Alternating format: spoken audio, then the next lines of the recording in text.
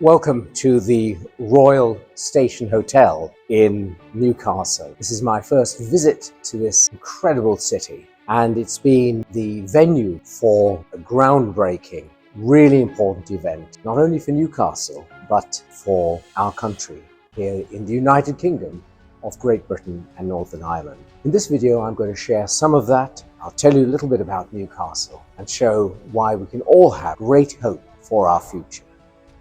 Welcome to Newcastle upon Tyne's ancient castle keep, a fortress of fire, faith and fierce British spirit. I'm here straight from the launch of Advance UK, our bold new party, fighting to safeguard our irreplaceable heritage. Let's dive into 2,000 years of triumphs, betrayals and a spot of royal cheek, all in this unyielding stone survivor, the Newcastle. It starts in AD 122. The Romans erected Ponce Ilias, a frontier fort on this Tyne bluff, guarding against northern wilds.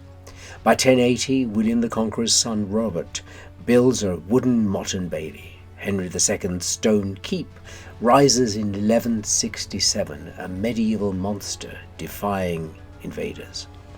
Newcastle's the vital choke point between England and Scotland, the anvil of endless wars, from Flodden's 1513 bloodbath to brutal border raids. And the Black Gate, added in 1247, was no mere door. It was a fortified barbican with deadly pits for foes. But empires crumble.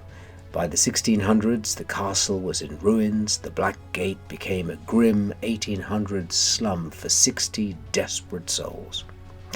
Enter the Society of Antiquaries in the 1880s.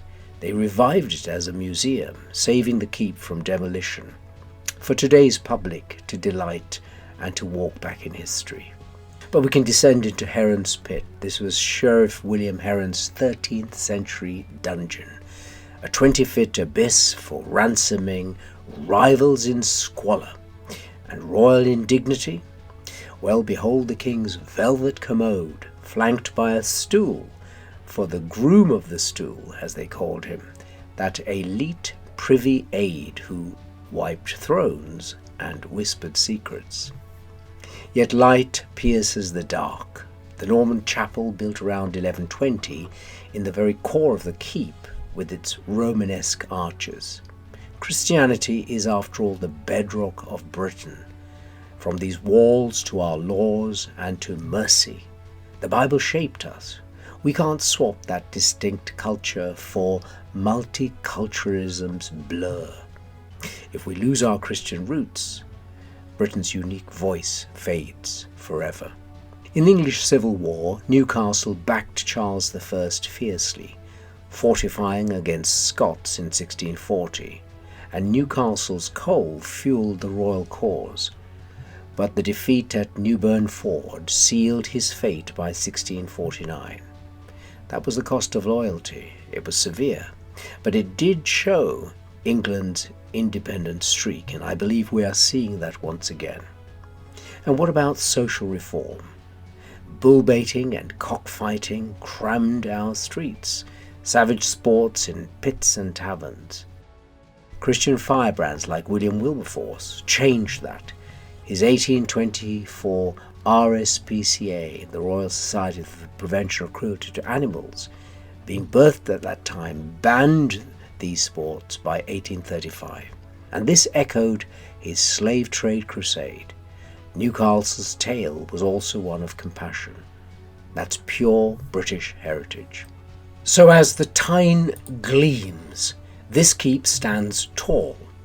Roman to royal, war to worship.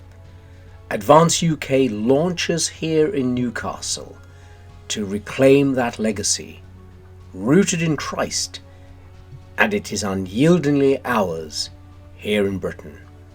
The history of Newcastle is indeed fascinating, and in so many respects, this was the perfect backdrop for the launch of Advance UK. This is a new political party, a true political force in our nation that is standing for a proud, independent and democratic United Kingdom.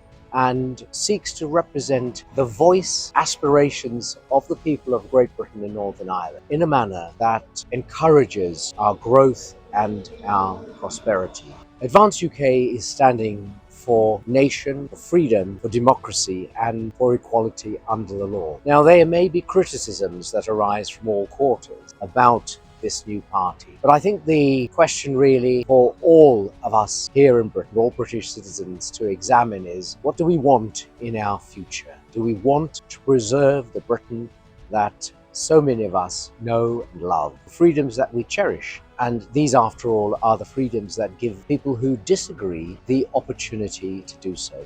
We are in a time of great challenge, and it's incumbent on all of us to look to our past, to think about where we are in the present, and to ask the question, what future do we want? I believe that the way forward is with Advance UK, and I encourage all who see this video to go onto the website, the details of which are here, to join, be part of the movement for change, to help us to fix the problems that we have in Britain and to create a better future for all those we love and those that will come after us.